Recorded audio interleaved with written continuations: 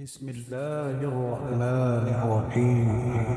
الحمد لله الذي أنزل على عبده الكتاب ولم يجعل له عوجا قيما لينذر بأسا شديدا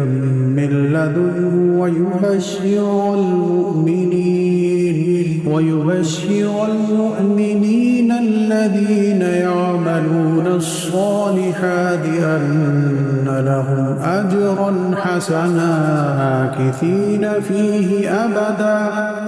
وينذر الذين قالوا اتخذ الله ولدا ما لهم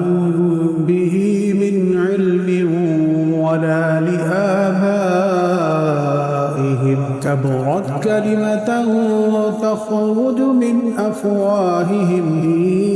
يقولون إلا كذبا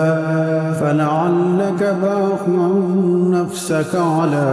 آثارهم إن لم يؤمنوا بهذا الحديث أسفا إنا جعلنا ما على الأرض زينة لها لنبلوهم أيهم أحسن عملا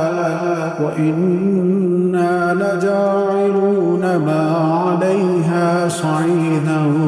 جرزا أم حسبت أن أصحاب الكهف والرقيم كانوا من آياتنا عجبا إذ أوى الفتية إلى الكهف فقالوا ربنا آتنا من لدنك رحمة وهيئ لنا من أمرنا رشدا.